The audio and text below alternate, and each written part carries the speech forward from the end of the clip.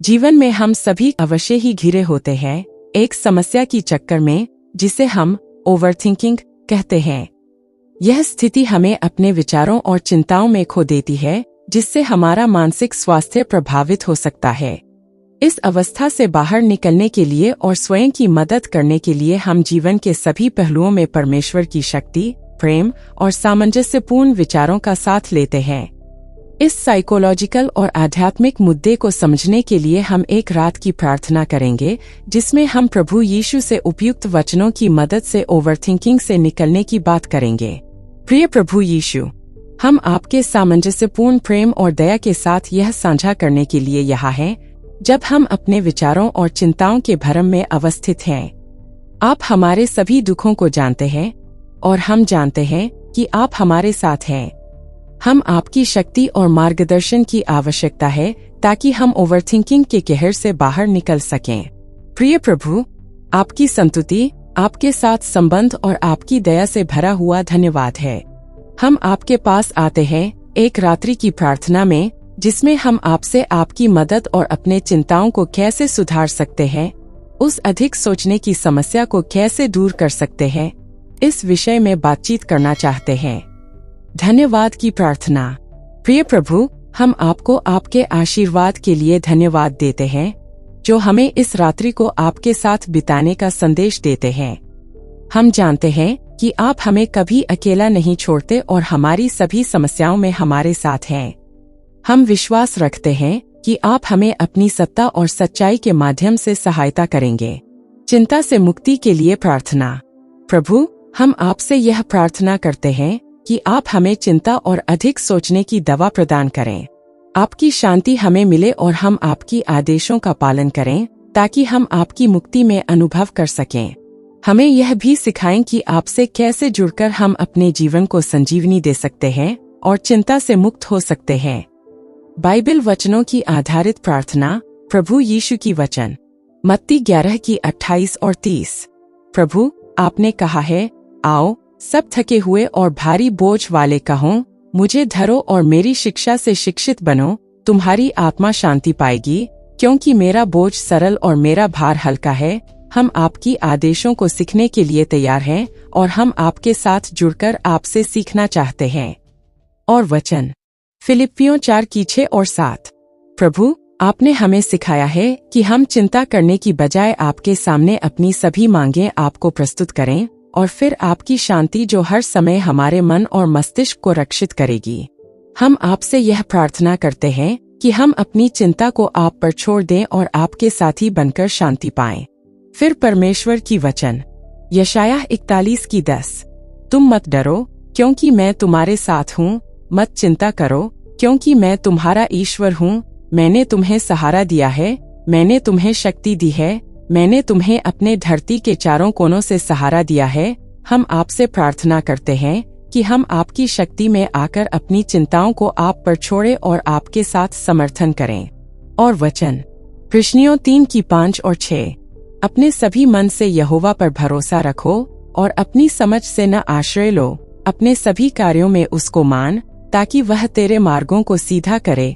प्रभु, हम आपसे यह प्रार्थना करते हैं कि हम आप पर निर्भर रहें और आपकी मार्गदर्शन में अपने कार्यों को समर्पित करें, ताकि हम सही मार्ग पर चल सकें। अब प्रभु की वचन, यूहन्ना 14 की 27। मैं तुम्हें शांति छोड़ता हूँ, मैं अपनी शांति तुम्हें देता हूँ। मैं जो कुछ दूना नहीं, वैसा जैसा मैं तुम्हें देता हूँ।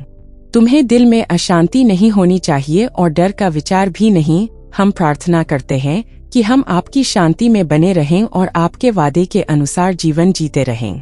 अब परमेश्वर की प्रार्थना में हम कहेंगे कि प्रभु, हम आपके सामने अपनी दिल की बातें रखते हैं। हम आपके सामर्थ्य, दया और सत्य का आभास करना चाहते हैं। हम चाहते हैं कि आप हमें अपनी आशीर्वादित शांति में ले जाएं, हमें उन सभी चिंताओं और अत्यधिक सोच की बाधा से मुक्त करें जो हमें अवांछित रूप से घेर रही है। हम आपके साथ हैं, हम आपके विश्वास में हैं और हम आपके चरणों में आश्रय लेकर आपकी सेवा करने को तैयार हैं। प्रभु, आपका आभास हमें यह सिखाता है कि आप हमें वही सामर्थ्य और शक्ति प्रदान करते हैं जिससे हम अपनी चिंता से मुक्त हो सकते हैं। हम आपकी चरणधूलि में आकर आपसे मांगते हैं कि आप हमें उस शांति और स्थिति में ले जाएं जो केवल आप ही प्रदान कर सकते हैं।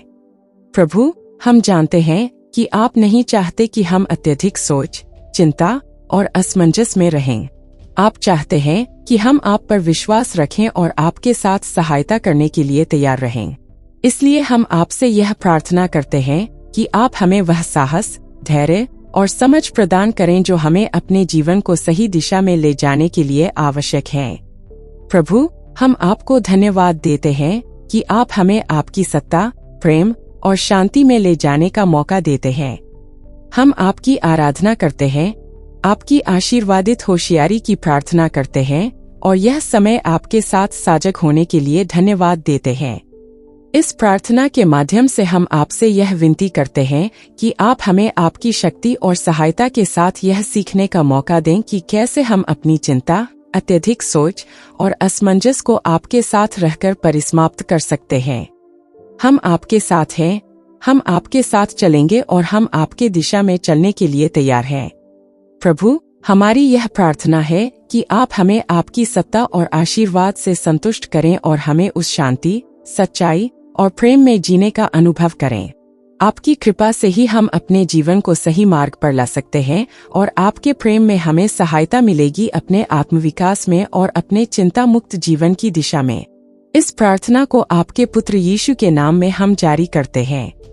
आपका नाम सदा प्रहित रहे। आमीन। परमेश्वर की कृपा और वचन। इस प्रार्थना में हम आपकी कृपा का आभास करते हैं और आपके वचनों को अपने जीवन में स्थान देने का संकल्प करते हैं। बाइबल के कुछ वचन हैं जो हमें इस संदेश की समर्थन करते हैं और हमें सिखाते हैं कि हमें परमेश्वर की शक्ति में और उसकी बातों के आदान प्रदान में जीना चाहिए। अब हम बात करेंगे कि परमेश्वर की वचन में क्या सीखते हैं और अंत में कहना है कि हमारी इस प्रार्थना का संगीत हमें यह सिखाता है कि हमारे जीवन में जो भी चुनौतियां आएं, हम उन्हें परमेश्वर के साथ साझा कर सकते हैं और वह हमें शक्ति और सामर्थ्य प्रदान करेंगे।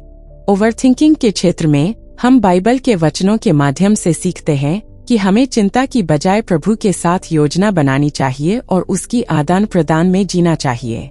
आपके वचन हमें यह याद दिलाते हैं कि हमें अपनी चिंताओं और बोझों को यीशु के पास ले जाना चाहिए, जो हमें आराम प्रदान करेंगे। हमें चाहिए कि हम चिंता की बजाय प्रार्थना करें और ध्यान रखें कि परमेश्वर हमें शांति देता है, जो सभी बुद्धि से श्रेष्ठ है। इस प्रकार हम अपने जीवन में एक सकारात्मक परिवर्तन की ओर बढ़ सकते हैं और ओवरथिंकिंग को प्रबंधित करने के लिए सही मार्ग पर चल सकते हैं। इस प्रार्थना के माध्यम से हम आपकी शक्ति में आत्मसमर्थ होने की प्रार्थना करते हैं ताकि हम अपनी चिंताओं को सही दिशा में प्रबंधित कर सकें और आपके मार्गदर्शन में हमें सदैव स्थिर रखें। हम आपके प्रेम, शांति और कदम से भरे हुए जीवन की प्राप्ति के लिए आभारी हैं। आपकी कृपा हमें सदैव साथ रहे और हमें अपने विचारों और कार्यों में सहारा प्रदान करें। आमीन। वीडियो अच्छा लगा तो एक लिखे तो कर देते। नए जो भी आज देख रहे हैं हमारे वीडियो वे सब्सक्राइब जरूर कर दें। धन्यवाद आज के समय के लिए। आमीन।